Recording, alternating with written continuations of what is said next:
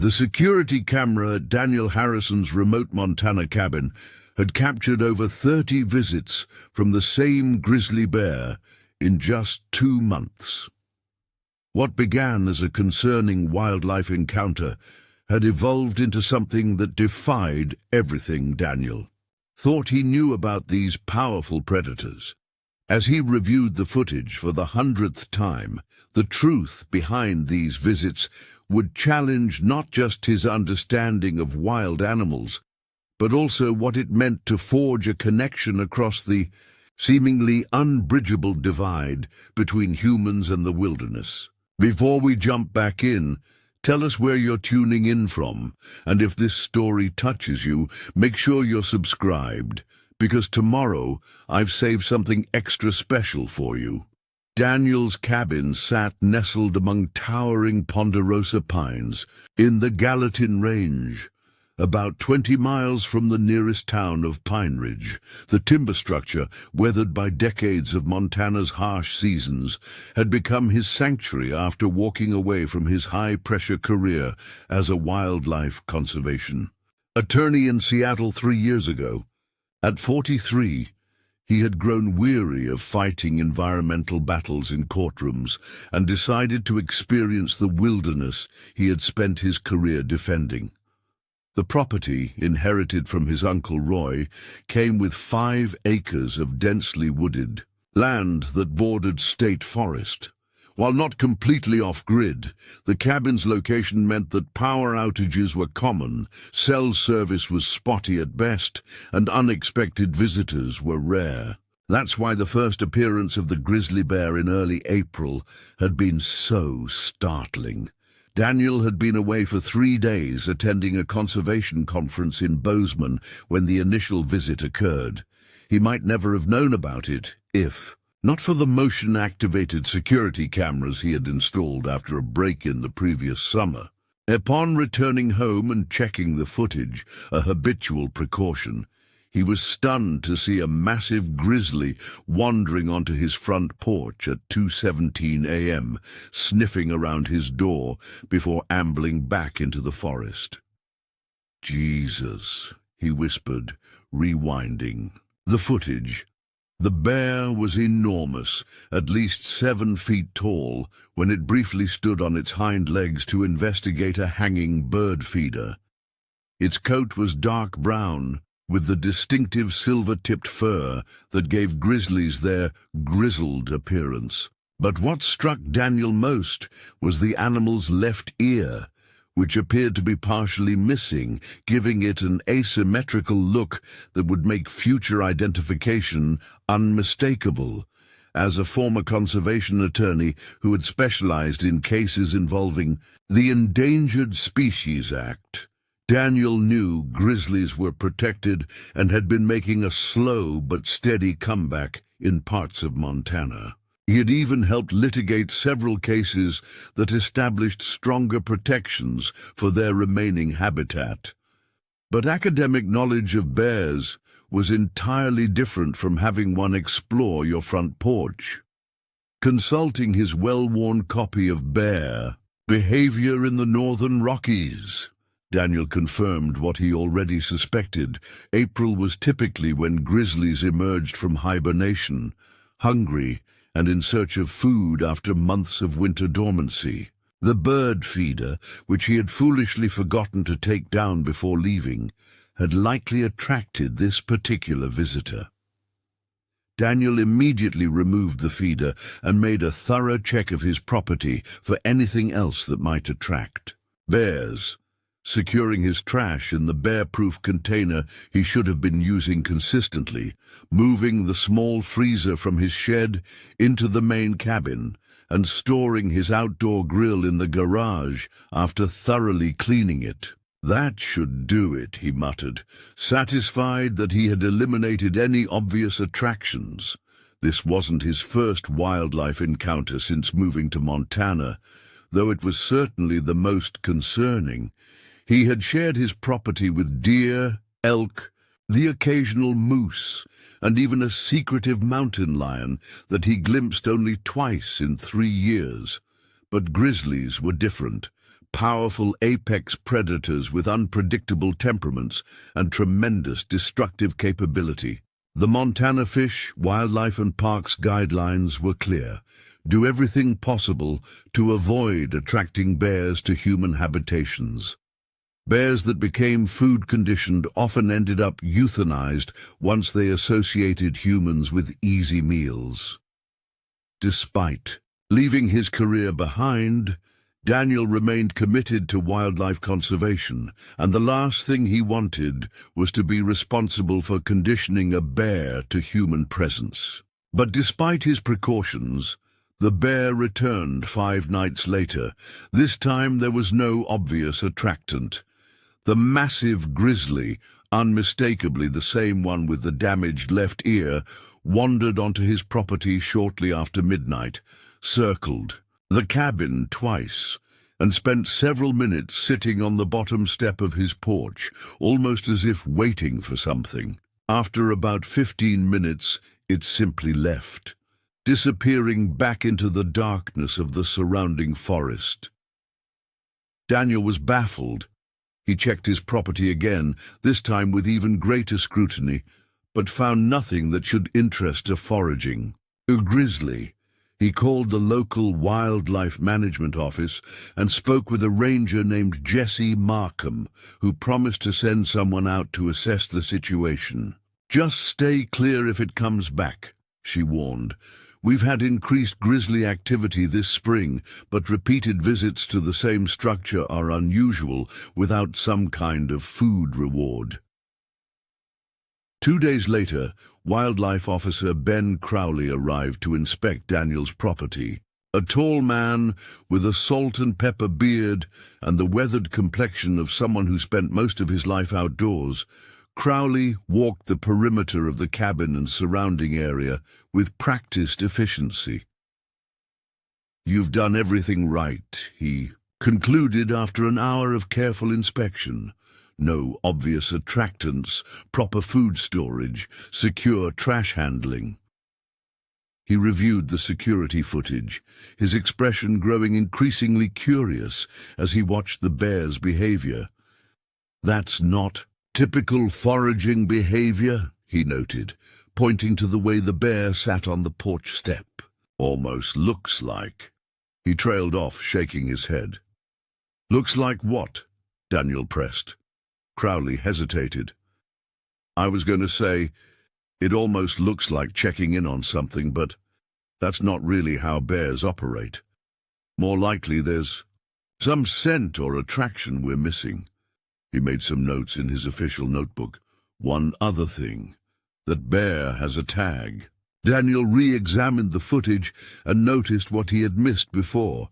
A small colored tag, partially visible on the bear's intact right ear.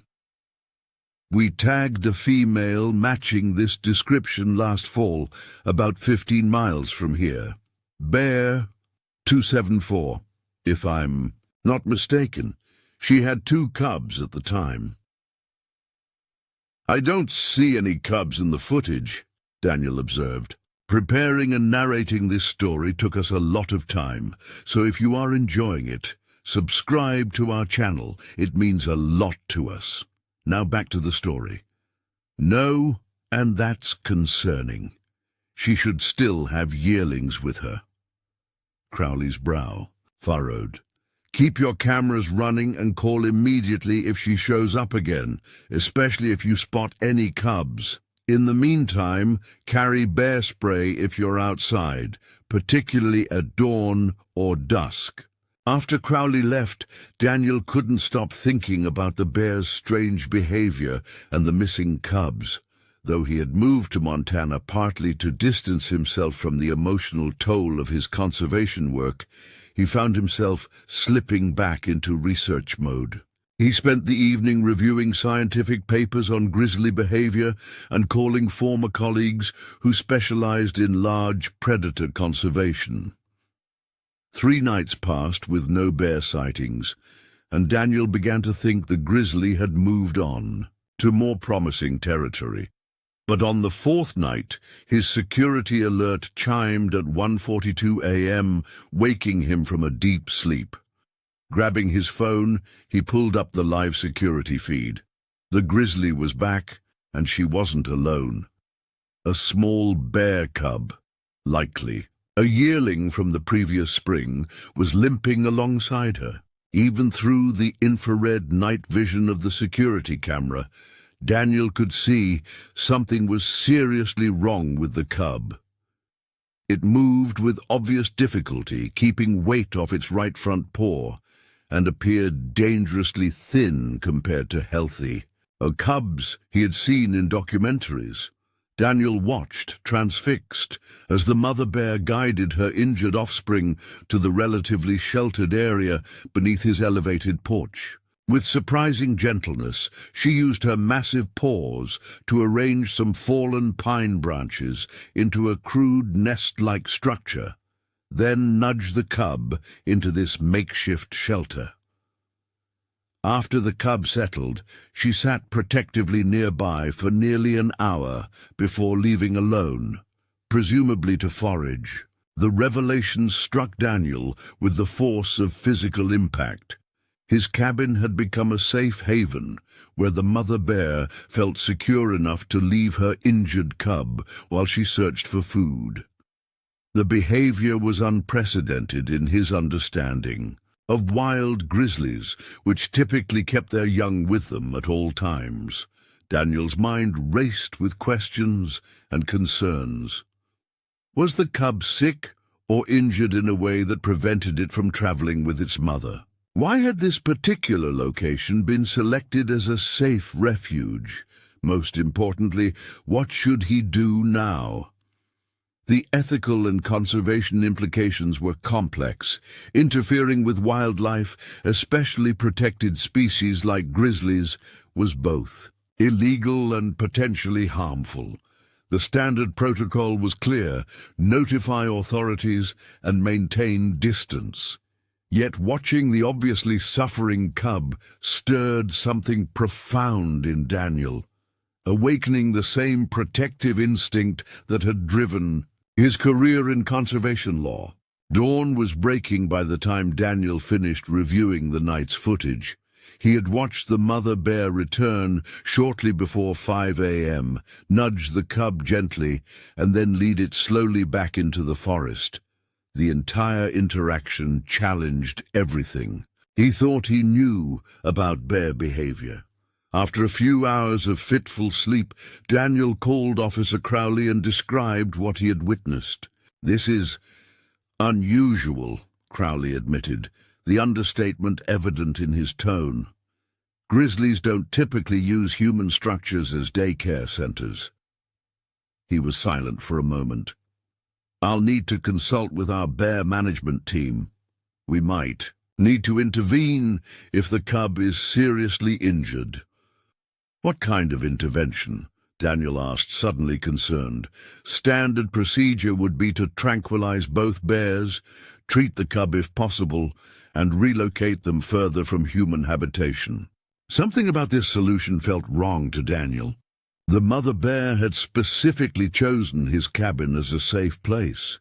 Removing them to an unfamiliar territory while the cub was already compromised seemed potentially harmful. "Is there any way we could treat the cub without relocating them? This location is already pretty remote, and the bears haven't shown any aggression." Crowley sighed. "It's not standard protocol, but let me discuss it with the team. In the meantime, maintain absolute minimum contact. If that bear has entrusted your property as a safe space, the worst thing would be for her to perceive you as a threat to her cub." Over the next week, the bears established a pattern. The mother would bring her injured cub to the sheltered area beneath Daniel's porch during the night, leave to forage, and return before dawn to retrieve the youngster. Through his cameras, Daniel observed that the cub's condition didn't seem to be improving. If anything, it appeared increasingly lethargic. Meanwhile, the wildlife management team remained divided on how to proceed. Some officials pushed for immediate intervention and relocation. Others, intrigued by the unusual behavior, advocated for a more observational approach to learn from this unprecedented situation. During the day, when he was certain the bears were absent, Daniel examined the makeshift den the mother had created beneath his porch. The area contained no food scraps or attractants that would explain their repeated returns. However, he did notice something interesting. The space had a natural spring seeping from the hillside, creating a small but consistent source of fresh water. On the 8th night, the security alert chimed earlier than usual, just after sundown. Daniel checked the footage to see the mother bear struggling to guide her cub toward the cabin. The yearling could barely walk, collapsing several times on the approach. With growing horror, Daniel realized the cub's condition had deteriorated significantly. He immediately called Officer Crowley's emergency line. "The cub is much worse," Daniel reported. "I don't think it's going to survive the night without help." "I'm 90 minutes away," Crowley responded, the sound of keys jingling coming through the phone. "The tranquilizer team can't mobilize until morning." "That might be too late," Daniel said, watching the mother bear now physically carrying her cub the final distance to the den under his porch. What happened next would challenge everything Daniel believed about the boundaries between humans and wild animals. As he watched through the live security feed, the mother bear left her cub in the makeshift den and did something utterly unexpected. She climbed the steps to his front porch and sat directly in front of his door. Then, looking straight into the security camera, she made a low, moaning sound that sent chills down Daniel's spine. The communication seemed unmistakable. She was asking for help. Daniel had spent his entire professional career advocating for wildlife while maintaining the firm boundary between wild animals and humans. He had argued passionately in courtrooms that the best thing humans could do for wildlife was to protect their habitat and then leave them alone. Directly intervening with individual wild animals was rarely recommended outside of official conservation programs. Yet here was a wild grizzly bear seemingly defying all conventional understanding of bear behavior by bringing her sick cub to a human dwelling for protection and now appearing to actively seek assistance. Daniel found himself at a pivotal crossroads, facing a decision that would challenge his beliefs, potentially risk his safety, and possibly determine whether a young bear lived or died.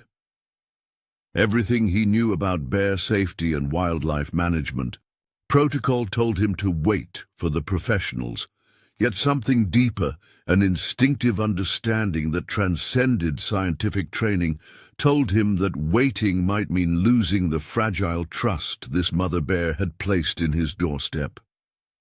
The mother bear remained sitting at his door, occasionally glancing between the security camera and her suffering cub. In her eyes, Daniel saw something that cut through years of scientific detachment, not just animal intelligence, but a desperate parent willing to risk everything for her child. In that moment, Daniel realized that sometimes the greatest act of conservation wasn't fighting in courtrooms or maintaining clinical distance, but recognizing when another living being was asking for help, regardless of species. He reached for his bear spray, his satellite phone, and the emergency veterinary kit he kept for the occasional injured bird or squirrel. What he was about to do defied conventional wisdom and possibly several wildlife regulations. But as he prepared to open his door to a desperate mother grizzly, Daniel understood that true compassion sometimes required breaking the very rules he had once helped create. His hand rested on the doorknob, his heart pounding against his ribs. Through the door, he could hear the mother bear's breathing, heavy, anxious, but somehow patient, as if she understood that behind this wooden barrier was her cub's only chance for survival. Daniel took a deep breath and turned the handle, stepping into a moment that would forever change his understanding of the complex relationship between humans and the wild creatures with whom we share this planet. The porch light illuminated, the massive bear sitting just feet away, her eyes reflecting a complex mixture of fear, determination, and what Daniel could only interpret as desperate hope. In that extraordinary moment of connection between species, Daniel recognized a universal truth that transcended biological differences. A parent would do anything to save their child, even trust an ancient enemy. What happened next would not only determine the fate of a bear cub, but would challenge humanity's understanding of wildlife behavior and interspecies communication. As Daniel slowly stepped onto his porch, the bear didn't charge or flee. Instead, she did something that would be studied by wildlife biologists for years to come. She took 3 steps backward, creating space while maintaining eye contact, and then turned her head toward her suffering cub in what seemed like a deliberate gesture. The invitation was clear in a language that required no translation. "Please help my child. If this extraordinary story of trust between species has captured your attention, you won't want to miss what happens next. Will Daniel be able to save the bear cub? What led this wild grizzly to seek human help against all natural instincts? And what might this unprecedented encounter teach us about the emotional lives of animals we've long considered to be driven purely by instinct? Subscribe to our channel now by hitting the button below to receive the next installment of this remarkable, true wildlife encounter. Turn on notifications to learn how this incredible story of interspecies compassion unfolds, and join our community, dedicated to sharing the most inspiring moments between humans and the natural world. Daniel stepped onto the porch with measured movements, his heart thundering in his chest. The mother grizzly remained unnervingly still, her massive form silhouetted against the backdrop of pine trees. At her full height, she would tower over him by at least 2 feet, with paws large enough to decapitate a moose with a single swipe. Yet in this moment, her power was tempered by a vulnerability Daniel had never expected to witness in one of nature's most formidable predators. "I'm going to help," Daniel said softly, knowing the bear couldn't understand his words, but hoping his tone might convey his intentions. The grizzly's eyes, deep amber pools reflecting the porch light, remained fixed on him, assessing.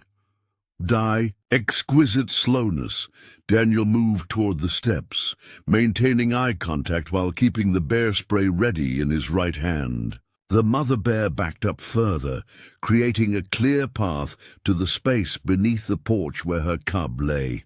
It was behavior so contrary to everything Daniel had learned about protecting cubs that it left him momentarily breathless. In any other circumstance, approaching a mother bear's cub would be suicidal. Descending the steps required turning his back to the grizzly, an act that went against every survival instinct. Daniel moved diagonally, trying to keep the mother in his peripheral vision.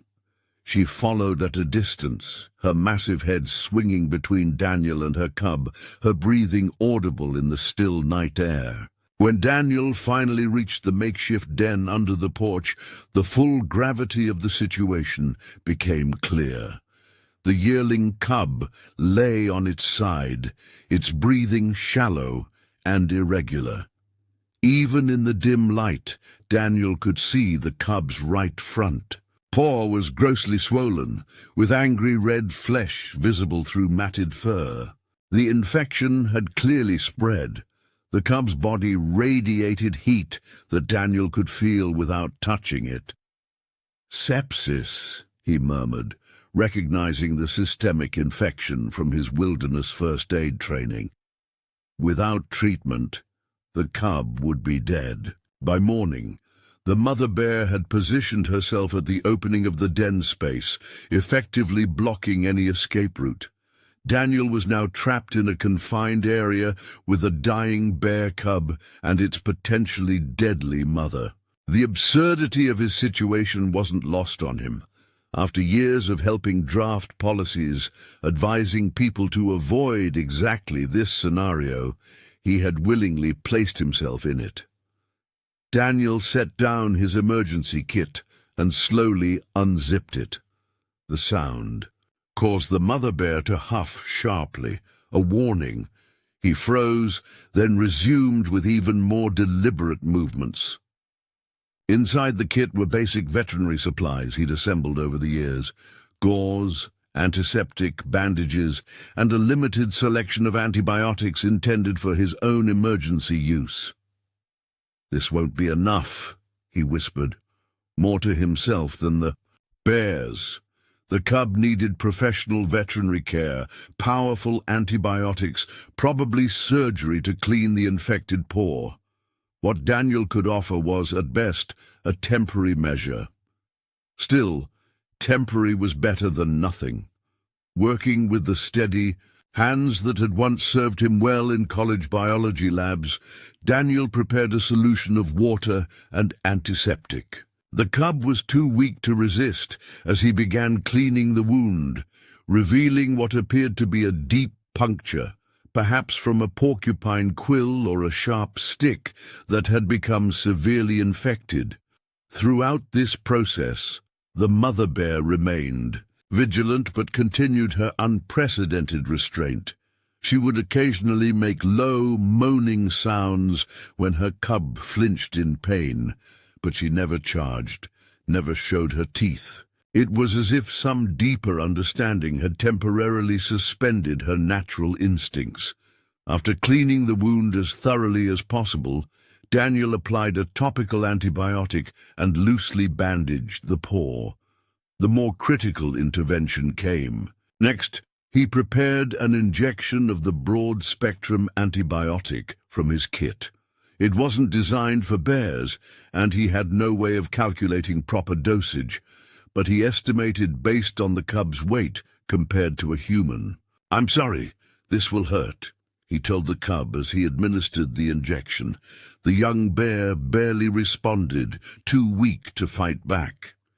Its glazed eyes found Daniel's for a moment, a look that seemed to contain equal parts fear and resignation.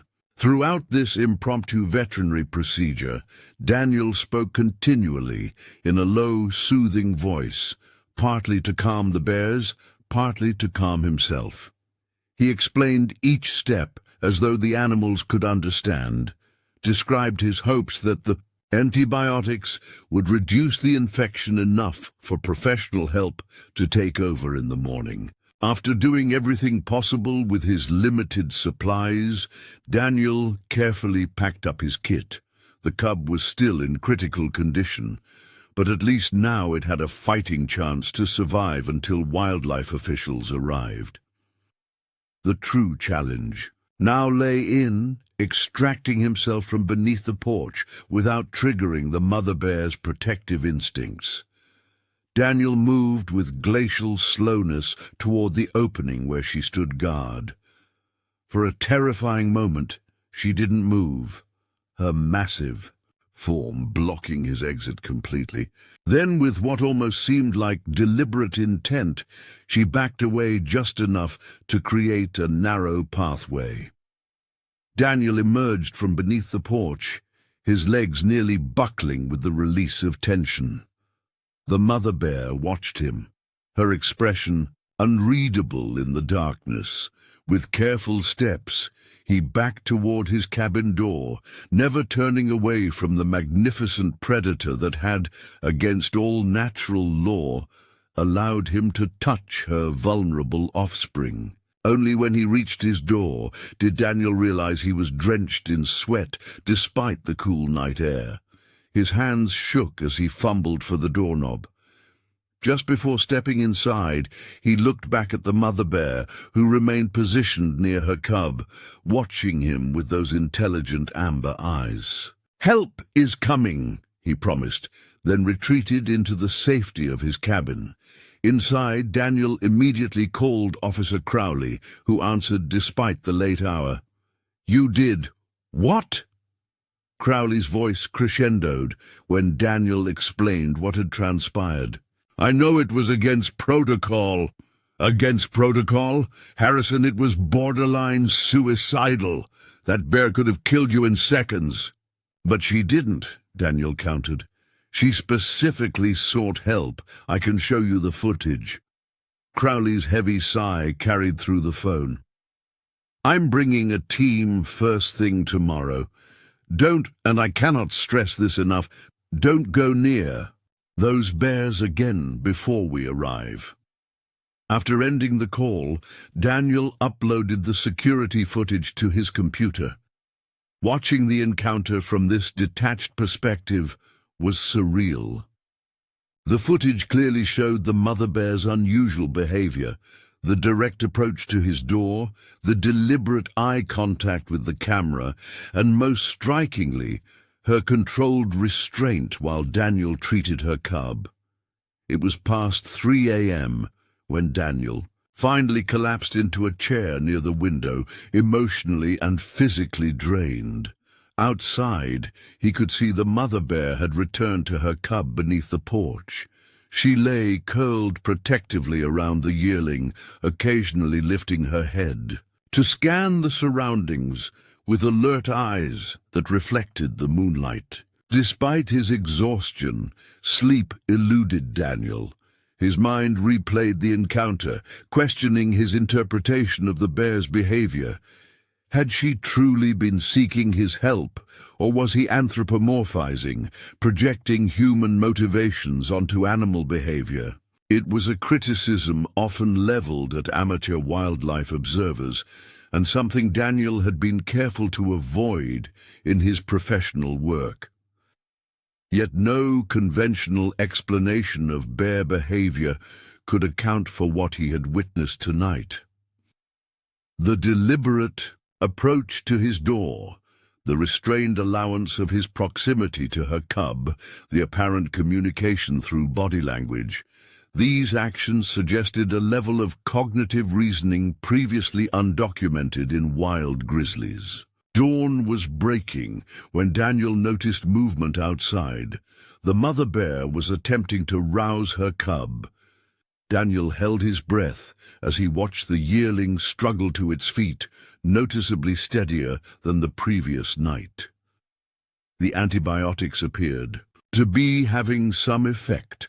With gentle guidance from its mother, the cub limped toward the forest edge. Before disappearing among the trees, the mother bear paused, turning to look directly at Daniel's cabin one final time.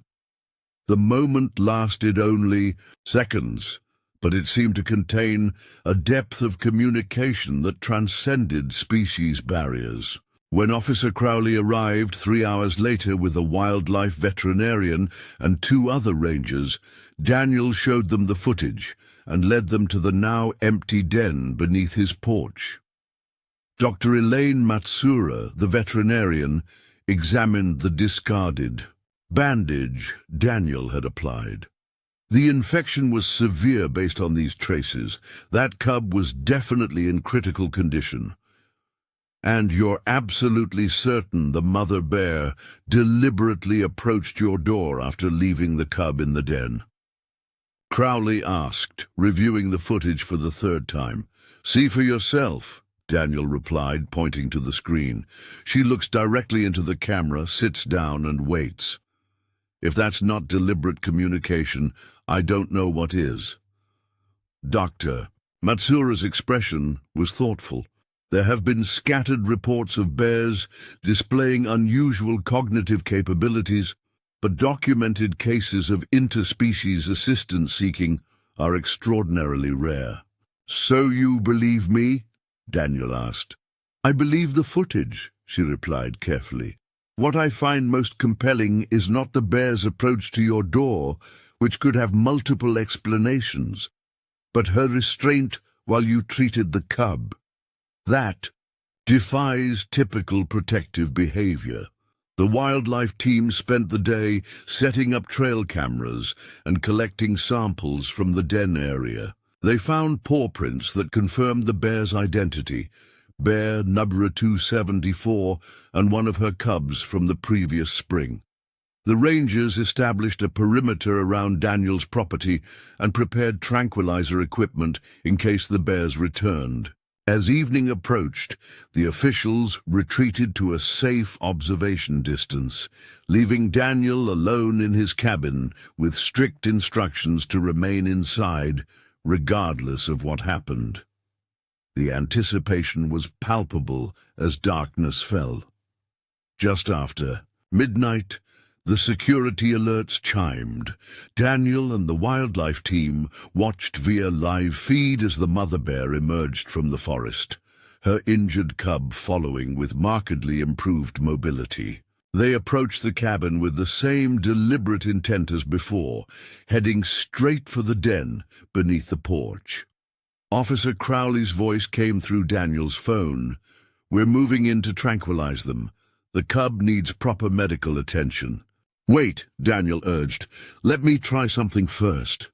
Before Crowley could object, Daniel had prepared a new antibiotic injection and some fresh bandages. This time, he placed them in a small container and set it just outside his door, along with a shallow pan of water and some berries he had collected from the property earlier. Then he returned inside and watched. The mother bear approached the porch steps cautiously, sniffing the air. Upon discovering the supplies, she investigated them thoroughly, nosing the container open with surprising dexterity. After a careful inspection, she did something astonishing. She picked up the container in her mouth and carried it to her cub. What followed defied explanation. The mother bear positioned herself beside her cub in a way that presented the infected, bore to the open air, then looked expectantly toward the cabin. "She wants you to come out again." Dr. Matsura's voice was hushed with amazement over the phone.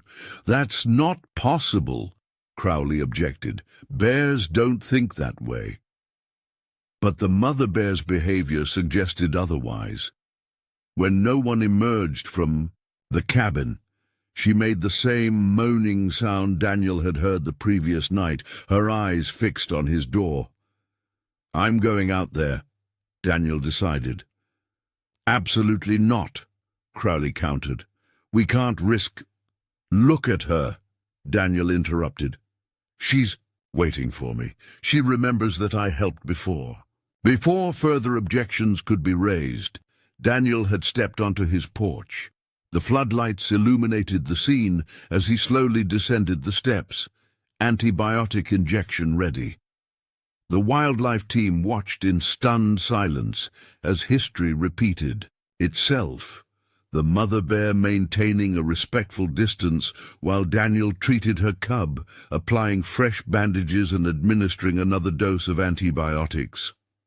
The yearling was significantly more responsive tonight, even attempting to pull away from the discomfort of treatment. When Daniel finished, he backed away as he had before. The mother bear made a soft huffing sound, then led her cub toward the berries and water Daniel had left. They ate and drank under his watchful gaze before retreating to the den beneath the porch. The radio silence from the wildlife team was finally broken by Dr. Matsura. "I've been studying bear behavior for 23 years, and I've never seen anything like this." By morning, a decision had been reached. Rather than tranquilizing and relocating the bears immediately, the team would monitor the situation while providing proper veterinary treatment. If the mother bear was willingly bringing her cub for help, Forcing a traumatic relocation seemed unnecessarily disruptive. Over the next 2 weeks, an extraordinary partnership developed. Each night, the mother bear would bring her cub to the den beneath Daniel's porch. Dr. Matsuura would prepare proper treatments, which Daniel would administer under her guidance, while the wildlife team observed from a safe distance. The cub's condition improved steadily. The swelling reduced, its energy returned, and soon it was putting weight on the injured paw again. Throughout this unconventional treatment program, the mother bear's behavior remained remarkably consistent, cautious but trusting, maintaining distance but never threatening. Word of this unprecedented relationship inevitably spread beyond. The wildlife management team, researchers from universities across the country, requested permission to observe.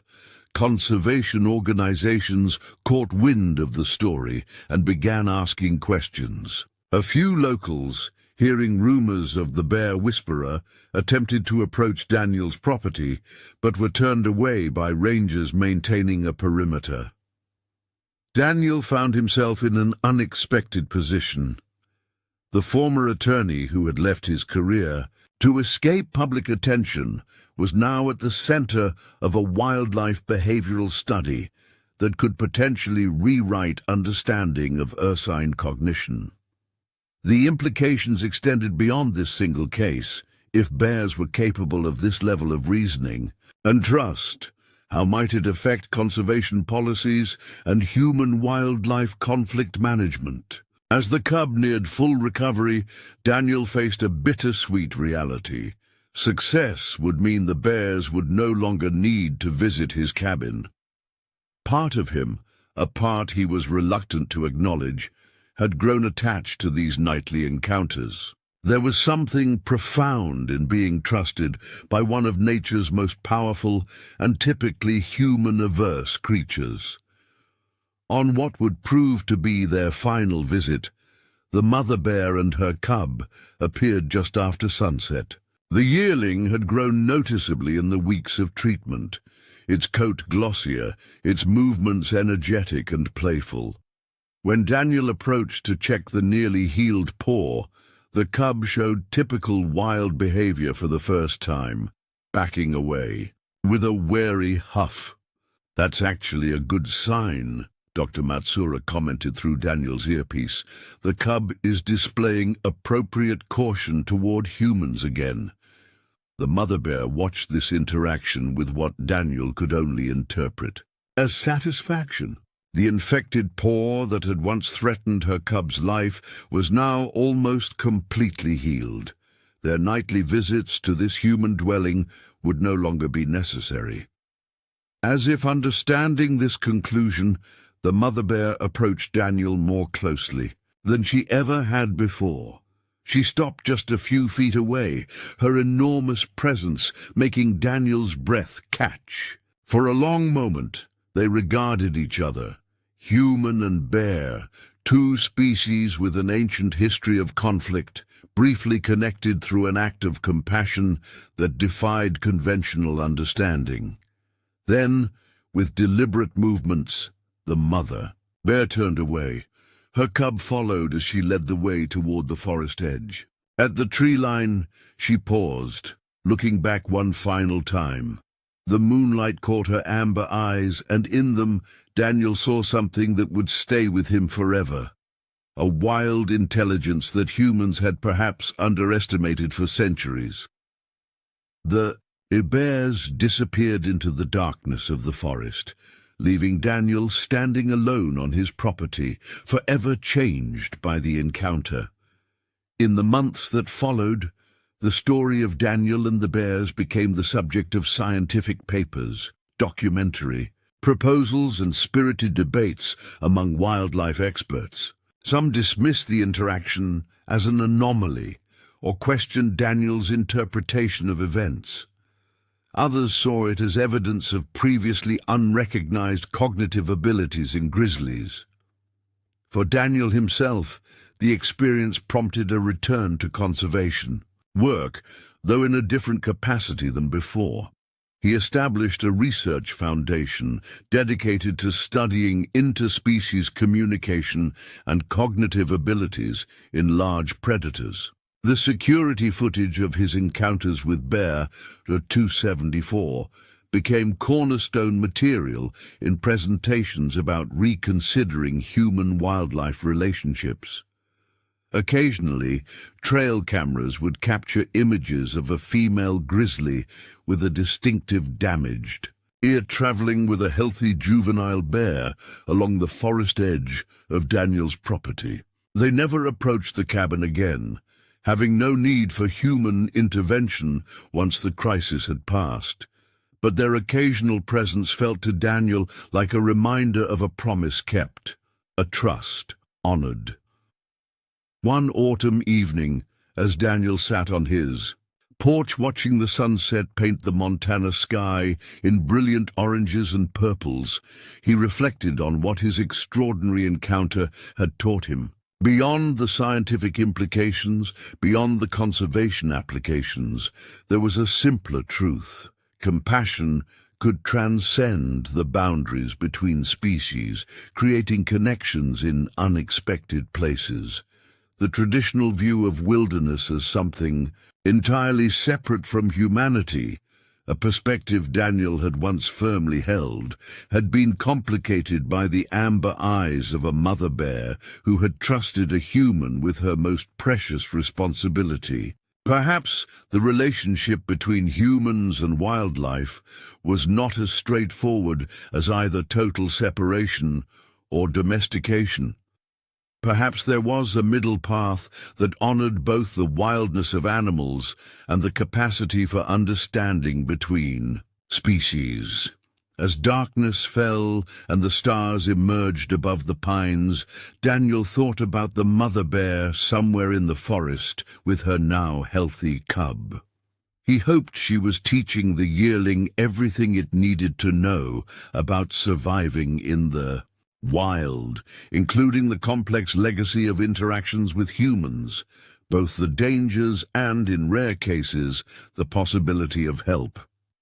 In a world often defined by conflict between human development and wildlife preservation, the story of Daniel and the bears offered a glimpse of another possibility, one where boundaries existed but could sometimes be crossed through mutual respect and recognition of shared needs. It wasn't a model that could or should be universally applied, but it suggested that our understanding of wildlife cognition and interspecies relationships remained incomplete.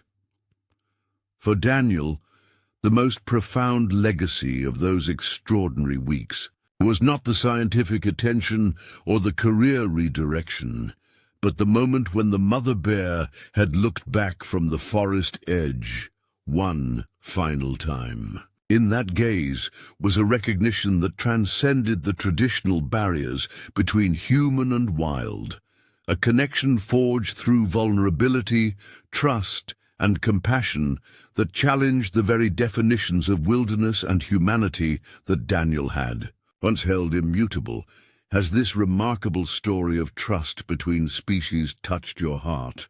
There's so much more to discover about the hidden emotional lives of animals and the extraordinary connections possible between humans and wildlife when compassion bridges the divide between our worlds.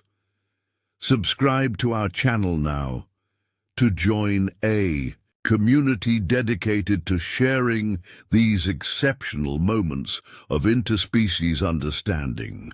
Turn on notifications to receive alerts about our next video showcasing how animals demonstrate intelligence, emotion, and social complexity that science is only beginning to understand. Your subscription supports our mission to document and share stories that inspire a deeper respect for the creatures with whom we share this planet. Hit subscribe now and become part of a movement that's changing how we relate to the natural World, one extraordinary encounter at a time. 5 years had passed since Daniel's extraordinary encounter with Bear 274 and her cub. What had begun as a frightening wildlife encounter had blossomed into something that transformed not only Daniel's life, but had rippling effects throughout the conservation community. The Grizzly Connection Research Foundation, which Daniel had established with his remaining savings and grants from several conservation organizations, now occupied a modest facility just outside of Pineridge. What started as a one-man operation had grown to include a staff of 12 dedicated researchers, wildlife behaviorists, and education specialists. Daniel stood at the large picture window of the Foundation's main building, gazing out at the spring landscape. The rolling hills were vibrant with wildflowers, and in the distance the mountains still wore caps of snow that would feed the rivers. Throughout summer, the property's 500 acres served as a wildlife corridor and research area, strategically positioned between national forest lands to maximize observation opportunities. "The university team just arrived," announced Lena Martinez, the Foundation's research coordinator. A former wildlife biology professor from UC Berkeley, Lena had been one of the few established academics who had taken Daniel's bear encounter seriously from the beginning. "They've set up the cognitive testing stations at sites 3 and 4, Daniel nodded, gathering the materials for the morning presentation. "And the new camera systems. Operational as of dawn. Thermal, motion sensing, and the new audio arrays are all capturing data."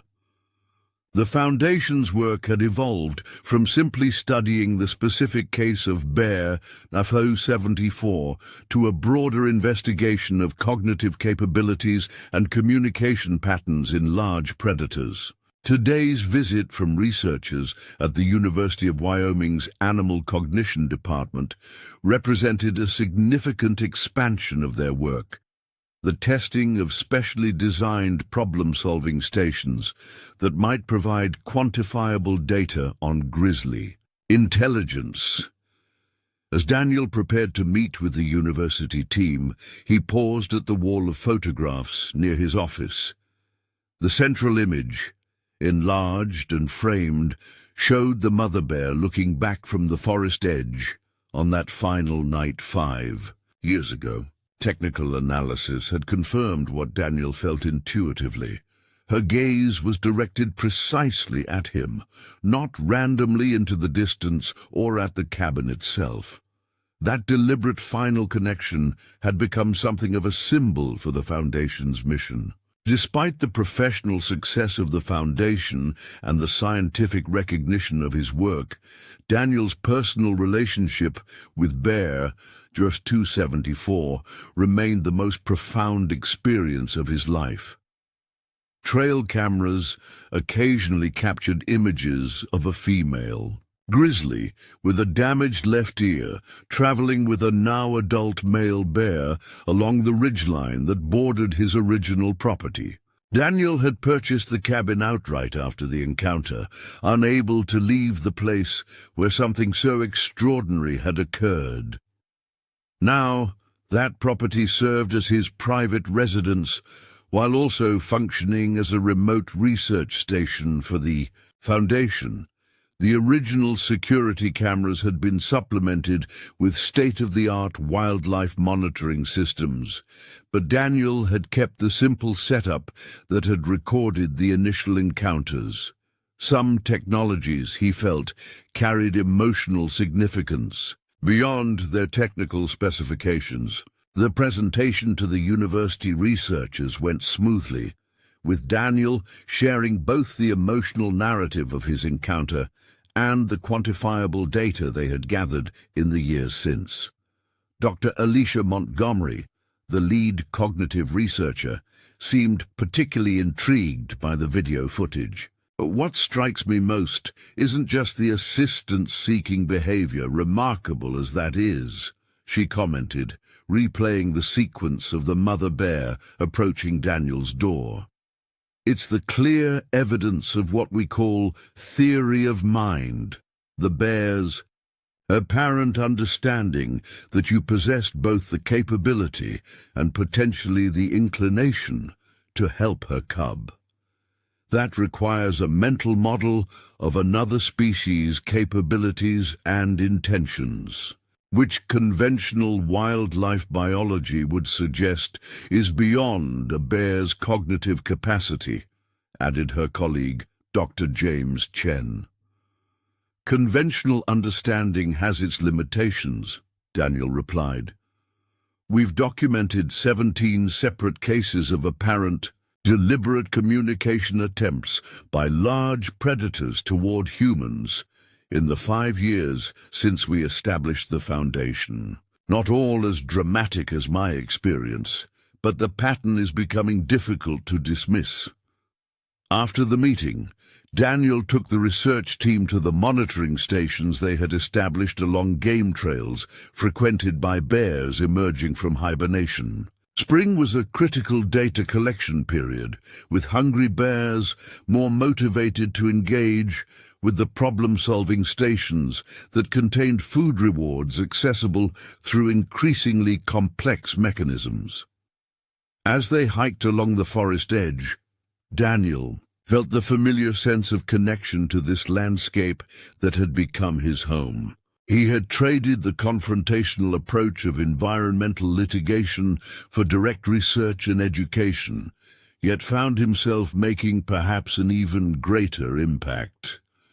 The Foundation's work was changing public perception of predator species and influencing wildlife management policies across several states.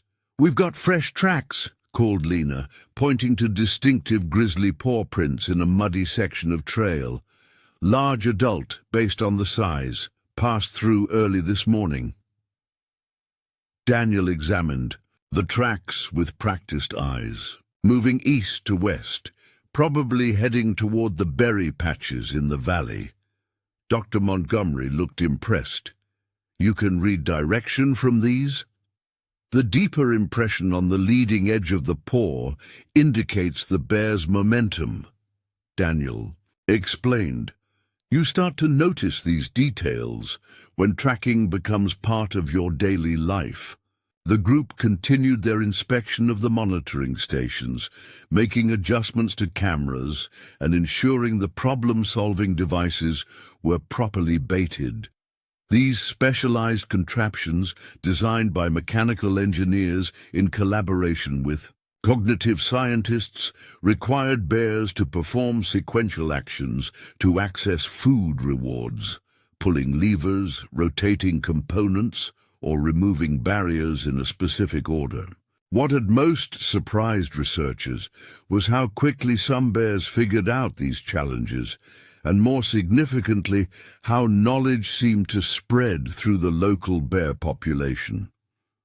Once one bear mastered a mechanism, others observing would often succeed on their first attempt, suggesting social learning previously underappreciated in solitary predators. As evening approached and the university team departed, Daniel found himself drawn back to his cabin. Though the Foundation's main facility offered more comfortable accommodations, he still preferred the solitude and simplicity of his original home, especially when contemplating new research directions or working through challenging questions. The cabin had changed little in 5 years. He had reinforced the porch and properly insulated the crawl space beneath it, but otherwise maintained its rustic character. The area where the mother bear had created a den for her cub was now marked with a simple stone etched with paw prints, a personal memorial to an encounter that had altered the course of his life. Daniel was reviewing footage from the day's monitoring when a distinctive chime sounded from his security system, a specialized alert he had programmed for a specific recognition pattern. His heart quickened as he opened the live feed. A large grizzly bear stood at the edge of his clearing, its left ear visibly damaged. 274, he whispered, using the identification number that had long since been replaced in his mind with more personal associations. The bear that had trusted him with her cub had returned to his cabin for the first time in nearly 3 years. Daniel watched, transfixed, as the bear moved with deliberate steps toward the cabin. She was alone this time, her formerly injured cub, now a fully grown male bear, nowhere in sight. At approximately 8 years old, she was in her prime, her movements displaying the power and confidence of an established female grizzly. She approached the stone marker where Daniel had treated her cub, sniffing it thoroughly before sitting back on her haunches to look directly at the cabin. Even through the camera feed, the intentionality of her gaze was unmistakable. Daniel's scientific mind immediately began generating hypotheses for this unexpected visit. Perhaps she was simply passing through familiar territory. Maybe the stone marker, which might carry residual sense from years ago, had triggered some form of recognition. Or perhaps, and this was the possibility that quickened his pulse, she remembered. And this visit held purpose. Moving to the window, Daniel observed her directly, maintaining the respectful distance that had characterized their unusual relationship. The bear remained seated beside the stone marker, occasionally glancing around, but primarily focusing on the cabin. Her behavior displayed none of the typical foraging movements or environmental assessment common to bears passing through an area. She was waiting. Daniel had learned much about interspecies boundaries in the years since their first encounter. While his foundation advocated for greater understanding of wildlife cognition, they also emphasized appropriate caution and respect for wild animals. He had never attempted to habituate Bear during 274 or encourage her to return to his property. Yet, now, faced with her apparent deliberate return, Daniel felt the same intuitive understanding that had guided him 5 years ago, a sense that this moment held significance beyond conventional wildlife encounters. With careful movements, Daniel prepared to step outside. He activated the Foundation's emergency protocol on his phone, which would alert Lena to his location and activate continuous recording on all security systems. If something went wrong, there would be documentation and potential assistance. Then, taking a deep breath, he opened his door. The evening air carried the scent of pine and warming earth as Daniel stepped onto his porch. The grizzly's head turned toward him immediately, her powerful body tensing slightly before relaxing again. Recognition showed in her posture, not the wariness a wild bear typically displayed toward humans, but something more nuanced. "Hello, old friend," Daniel said softly, using the same gentle tone he had employed years ago while treating her cub. The bear's response shattered any remaining doubt about her purpose. She rose to her feet and moved with deliberate steps toward the edge of the porch, stopping at a distance that mirrored their previous interactions, close enough for clear observation but maintaining a respectful boundary that honored both her wild nature and his human vulnerability. Then, with movements that sent a jolt of déjà vu through Daniel, she turned her head toward the forest edge and made a low, huffing sound. From the shadows between the trees, another bear emerged. It was her son, the now adult male that Daniel had treated as a yearling, immediately recognizable by the distinctive gait that remained as a minor legacy of his early injury. The young male approached with greater caution than his mother, maintaining a significant distance from the cabin. Even from this distance, Daniel could see the cub had grown into a magnificent bear, his coat thick and healthy, his body powerful and well-developed. The paw that had once been infected now supported his substantial weight without apparent difficulty. By all measures, he was thriving. The intervention had been successful beyond anything Daniel could have hoped. The mother bear looked between her son and Daniel repeatedly, in a pattern that strongly suggested intentional introduction. After a few minutes of this remarkable behavior, she moved toward her son, and together they retreated to the forest edge. But they didn't leave. Instead, the bears began moving along the tree line in a way that caught Daniel's attention immediately. Their path traced the exact boundary where he had installed the Foundation's research cameras. The mother was leading her son directly past each monitoring station. "Incredible," Daniel whispered, realizing the implication. She wasn't just returning to show him her healthy son. She was demonstrating awareness of Daniel's ongoing research activities. Daniel watched in amazement as the bears paused at one of the problem-solving stations. The mother approached it with familiar ease, manipulating the mechanism to extract the food reward inside. Then, rather than consuming it, she dropped the honey-covered berries at her son's feet and stepped back, seemingly encouraging him to investigate the device himself. It was teaching behavior, but not just teaching her offspring how to access food. She appeared to be deliberately demonstrating engagement with the research stations, while Daniel observed. For over an hour, Daniel stood transfixed as this extraordinary scene unfolded. The bears visited 3 different research stations, with the mother repeatedly demonstrating the mechanisms before allowing her son to attempt them. When they finally retreated into the deeper forest, disappearing among the trees, Daniel remained on his porch, processing what he had witnessed. His phone had been continuously recording the encounter. Within minutes, it began ringing with calls from Foundation staff who had received the emergency protocol alert and observed the footage streaming to their monitors. "Are you seeing this?" Lena's voice was breathless with excitement when Daniel finally answered. "Tell me, that was actually happening and not some elaborate hoax." "It happened," Daniel confirmed, his own voice unsteady. "She came back to show me her son." "Not just that," Lena replied. "She demonstrated awareness of our research activities. Daniel, this goes beyond anything we've documented.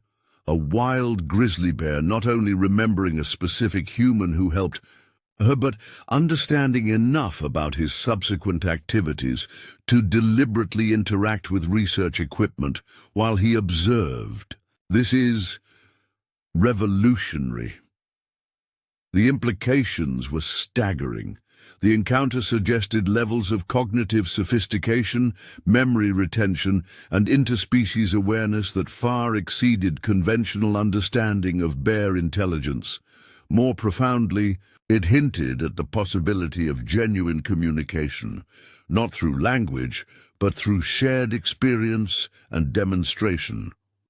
By morning, the Foundation was buzzing with activity. The overnight footage had been reviewed dozens of times. Analysis teams were combing through data from the research stations, and calls were coming in from partner institutions requesting access to the preliminary findings. Daniel found himself at the center of a scientific whirlwind for the second time in 5 years. But rather than feeling overwhelmed, he experienced a profound sense of validation.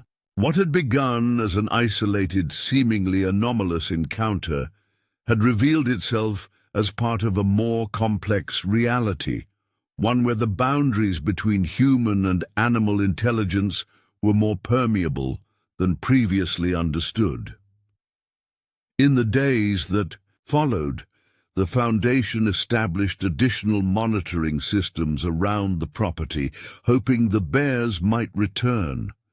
They didn't, at least not immediately, but other bears in the area showed increased interaction with the research stations, suggesting the mother and son's behavior may have influenced the broader local population.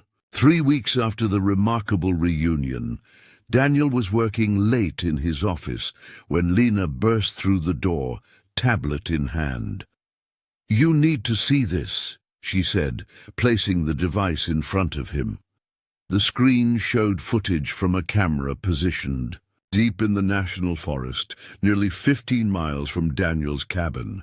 The image quality was excellent, capturing a small clearing where several bears had gathered around what appeared to be a naturally fallen tree. "This is from the Forest Service's Wildlife Monitoring Program," Lena explained.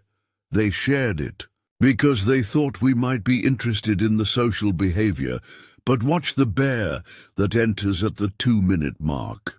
Daniel focused on the footage as a large female grizzly with a damaged left ear entered the clearing.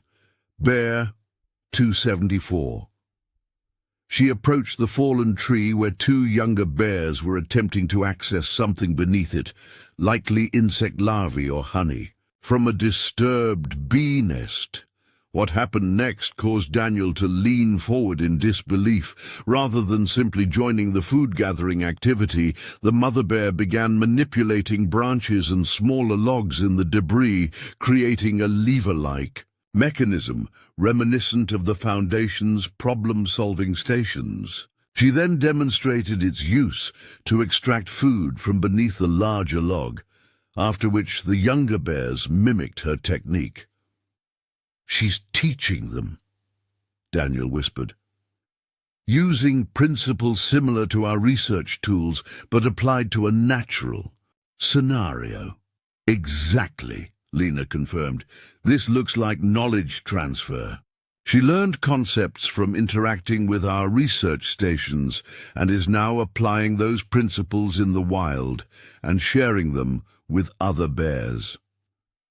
The footage represented a breakthrough that transcended even Daniel's hopes for the research program. It suggested not just impressive cognitive capabilities in individual bears, but the potential for cultural transmission of novel problem-solving techniques, a hallmark of advanced intelligence previously documented primarily in primates, cetaceans, and a few bird species. Over the next several months, similar observations accumulated. The local grizzly population displayed innovative problem-solving behaviors that spread through apparent social learning, creating what researchers began to call a culture of innovation among bears in the region. Daniel's Foundation received significant additional funding, allowing for expanded research and the establishment of educational programs that brought their findings to schools, conservation groups, and policymakers.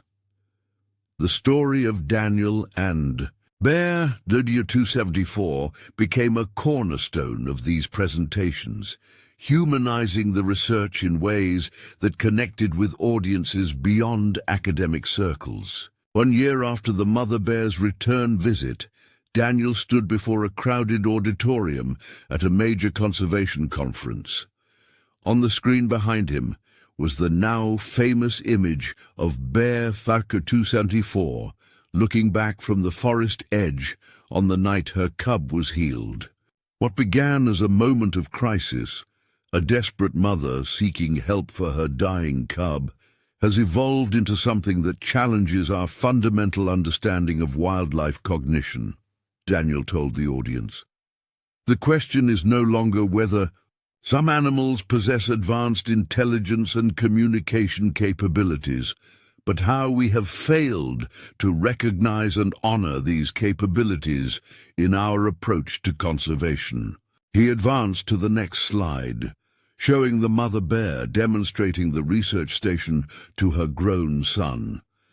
This isn't just about remarkable behavior in one bear, it's about the possibility of genuine communication across species boundaries. It's about recognizing that intelligence in the natural world takes forms we may not immediately recognize through our human-centric perspective.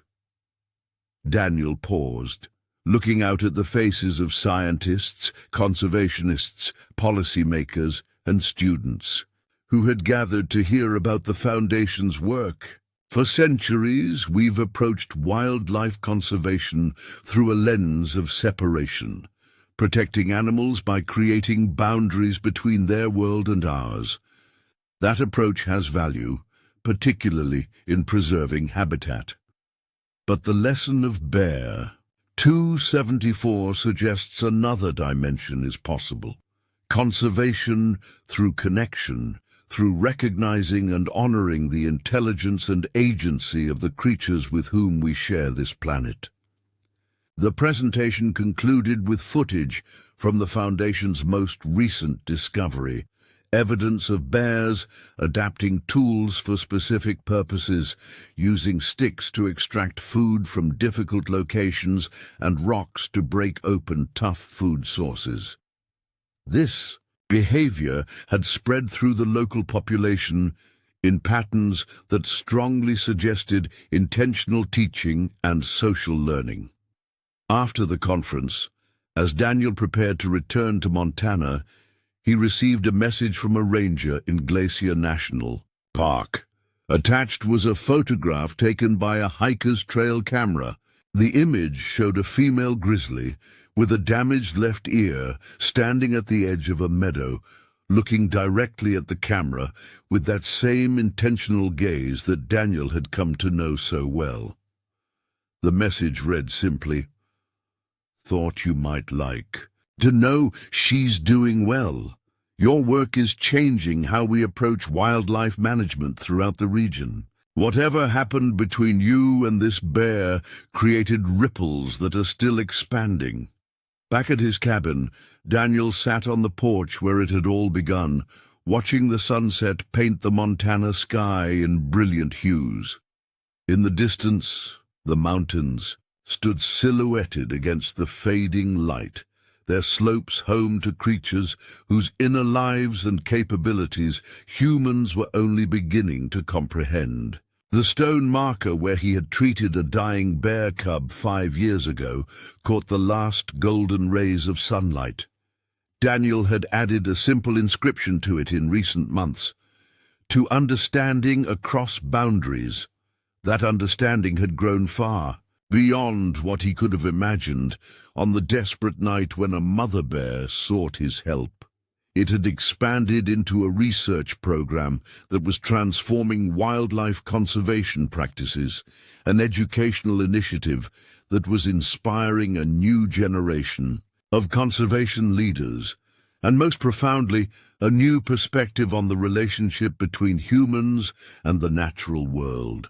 Daniel had long since stopped questioning whether he had anthropomorphized the mother bear's behavior during their initial encounter. The evidence had accumulated beyond reasonable doubt. Some animals possessed cognitive capabilities, emotional lives, and communication skills that defied conventional scientific categorization. The more significant question now was how to honor that reality in our approach to wildlife conservation and human-animal relationships. As darkness fell and stars appeared above the pines, Daniel thought about the mother bear, perhaps bedding down with her family somewhere in the vast wilderness that stretched beyond his property. He hoped she somehow understood the profound impact she had made, not just on his life, but potentially on the future of conservation itself. The Foundation's work continued to expand, documenting previously unrecognized capabilities in species. Beyond bears, wolves demonstrating complex cooperative problem-solving, mountain lions showing evidence of cultural traditions passed between generations, coyotes adapting novel hunting techniques to changing environments. Each discovery reinforced the central insight that had emerged from Daniel's extraordinary encounter. Intelligence in nature took many forms, and humans had only begun to recognize its true diversity. For Daniel personally, the journey had transformed him from a disillusioned environmental attorney to someone working at the frontier of a new understanding of wildlife. The legal battles of his former career had often felt like holding actions against the tide of habitat destruction and species loss. His current work offered something more hopeful, a vision of conservation based not just on separation and protection, but on recognition and relationship. The cabin that had once been his retreat from the world had become something else entirely, a point of connection, a place where boundaries between species had momentarily dissolved through an act of compassion, creating ripples of understanding that continued to expand in ways he could never have imagined. In a world often characterized by disconnection from nature, the story of Daniel and Bear, verse 274, offered a different possibility, one where paying attention, showing compassion, and respecting the intelligence of other species could open doorways to understanding that transformed both human and animal lives. As a light spring rain began to fall, Daniel smiled at the thought that somewhere in the vastness of the Montana wilderness, a bear with a damaged ear might be teaching her grandcubs techniques that had origins in human research tools. A beautiful example of knowledge flowing across boundaries that had once seemed impermeable. The true gift of his extraordinary encounter, Daniel reflected, was not just the scientific discoveries or professional recognition, but the profound sense of connection to something larger than himself. A web of relationship that extended beyond human society into the rich tapestry of all living beings. Has this remarkable journey of discovery between species touched something in your heart? There's so much more to explore about the hidden depths of animal intelligence and the extraordinary possibilities that emerge when we approach wildlife with openness and respect. Subscribe to our channel now to continue this journey of discovery with us. Turn on notifications to receive alerts about our upcoming series exploring groundbreaking research into animal cognition and the remarkable stories of connection between humans and wildlife that are transforming our understanding of conservation. Your subscription supports our mission to share these boundary-crossing stories that inspire a deeper, more respectful relationship with the natural world. Hit subscribe now and join a community dedicated to honoring the intelligence, emotion, and agency of all creatures with whom we share this extraordinary planet. 10 years had passed since that fateful night when Daniel Harrison first treated an injured bear cub beneath his porch. What began as a desperate mother bear seeking help had blossomed into a revolutionary understanding of animal cognition that was reshaping wildlife conservation globally. The Grizzly Connection Research Foundation had grown from its humble beginnings into an internationally recognized institution. Its main campus, located on 2,000 acres of pristine Montana wilderness, now included state-of-the-art research facilities, an education center that welcomed thousands of visitors annually, and a wildlife rehabilitation unit that specialized in treating injured predators before returning them to the wild. Daniel stood at the entrance to the Foundation's newest addition, the Interspecies Communication Center. The sleek building, designed to blend harmoniously with the natural landscape, housed cutting-edge technology for detecting, analyzing, and potentially responding to animal communication patterns. "The Norwegian delegation just arrived," said Maya Wilson, the Foundation's executive director. Once a skeptical wildlife officer who had questioned Daniel's initial bear encounter, Maya had become one of his strongest allies after witnessing firsthand the remarkable cognitive capabilities of the region's grizzly population. They're particularly interested in comparing our findings with their work on wolf communication. Daniel nodded, straightening his tie.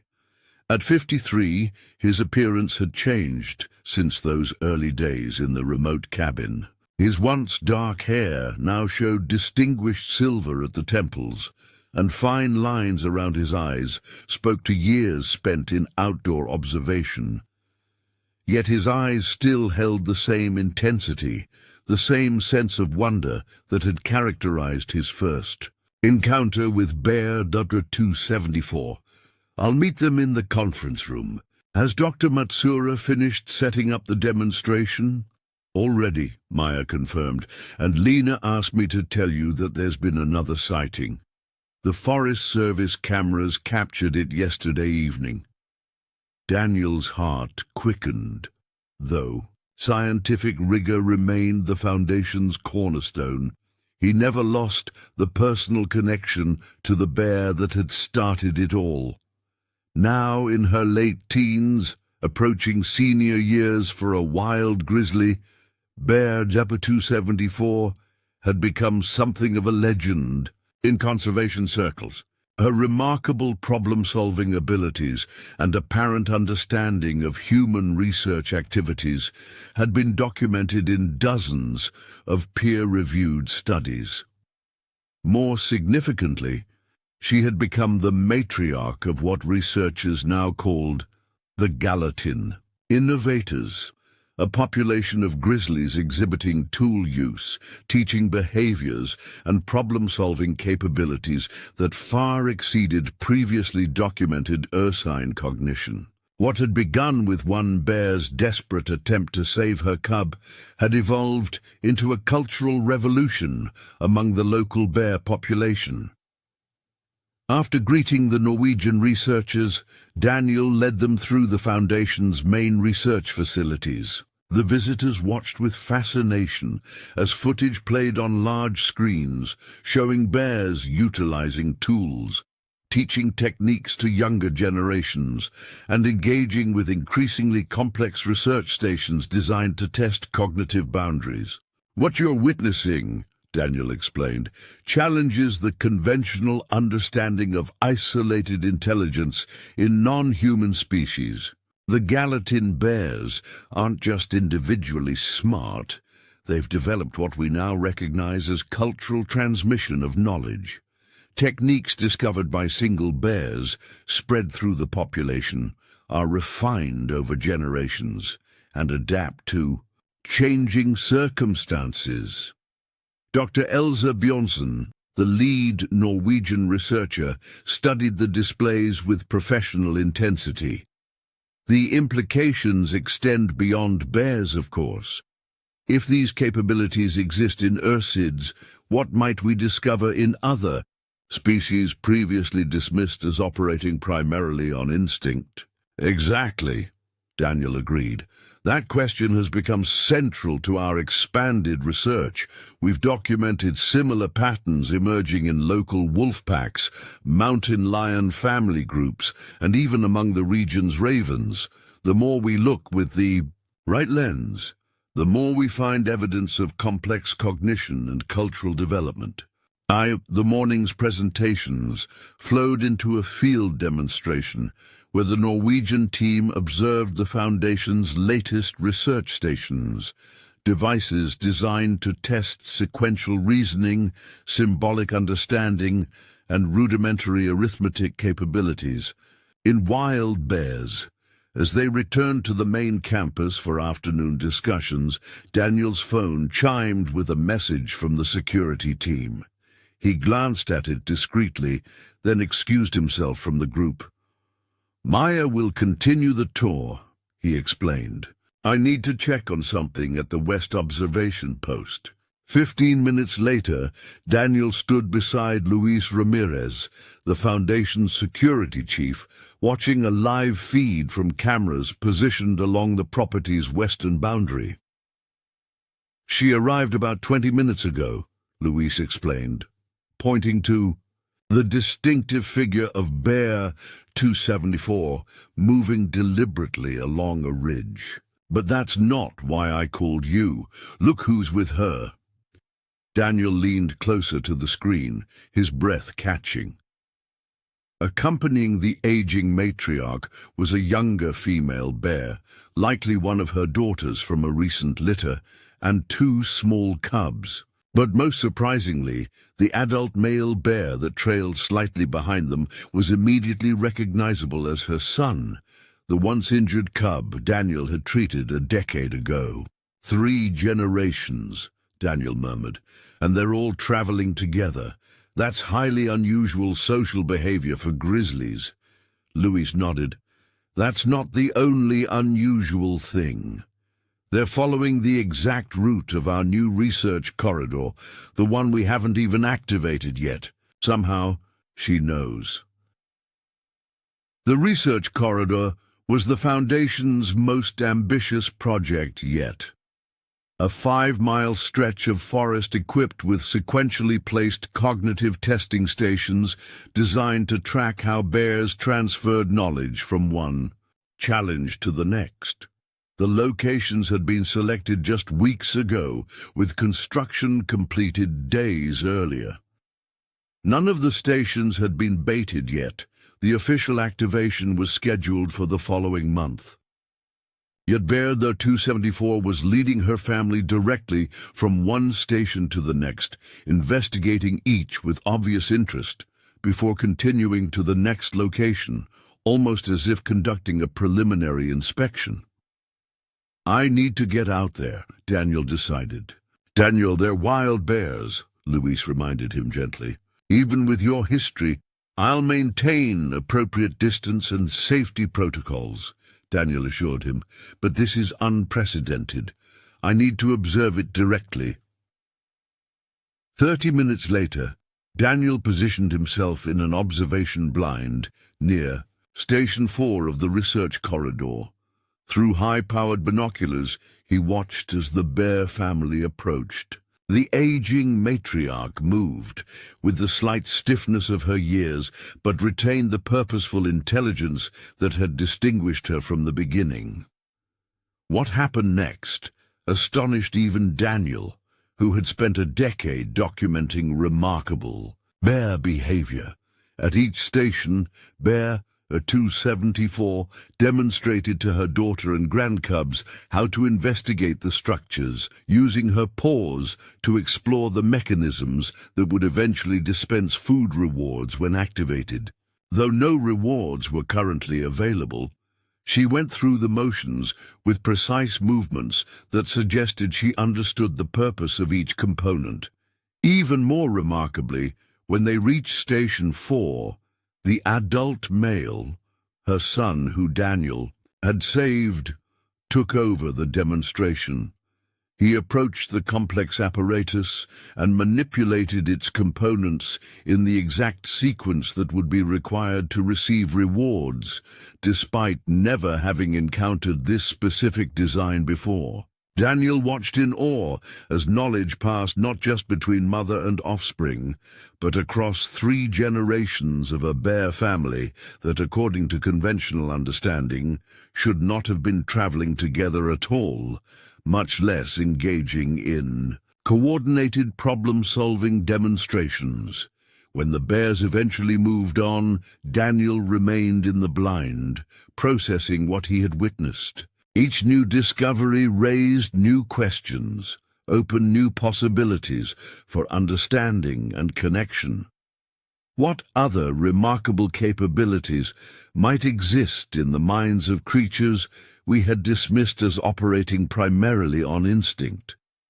What further horizons of understanding awaited if humans approached the natural world with genuine openness to its complexity? As stars appeared above the pines, Daniel placed his hand on the memorial stone, feeling a connection that transcended the physical barrier between himself and the remarkable bear whose trust had initiated this journey. Though Bear Duffer 274 had returned to the earth from which she came, her legacy lived on, in her offspring who continued her innovations, in the transformed bear culture of the region, and in a new human understanding of our place within the complex web of intelligent life on Earth. Daniel looked up at the constellation of stars overhead, the same stars that had witnessed that first extraordinary moment of trust between species. In the vastness of the universe, the connection between one man and one bear might seem insignificant. Yet that connection had revealed something profound about the nature of life itself, its inherent drive toward complexity, communication, and connection across boundaries previously thought impermeable. As Daniel turned to walk back toward the Foundation campus, where researchers from around the world were continuing the work sparked by that singular encounter, he carried with him a deep gratitude for the bear who had trusted him with her most precious responsibility, and in doing so, had invited humanity into a broader, richer understanding of our place within the community of intelligent life on Earth. Has this extraordinary journey into the hidden depths of animal intelligence touched your heart and mind? The story of Daniel and Bear 274 reminds us that momentous discoveries often begin with simple acts of compassion and connection that transcend traditional boundaries. Subscribe to our channel now to join us on more adventures into the remarkable capabilities of the creatures with whom we share this planet. Turn on notifications to receive alerts about our upcoming series exploring groundbreaking discoveries in animal cognition, emotional intelligence, and interspecies communication that are transforming our understanding of the living world. Your subscription supports our mission to share these perspective-changing stories that inspire a deeper respect for the rich mental and emotional lives of animals. Hit subscribe now and become part of a growing community dedicated to recognizing and honoring the intelligence that surrounds us in forms we are only beginning to comprehend. Up next, you've got 2 more standout stories right on your screen. If this one hit the mark, you won't want to pass these up.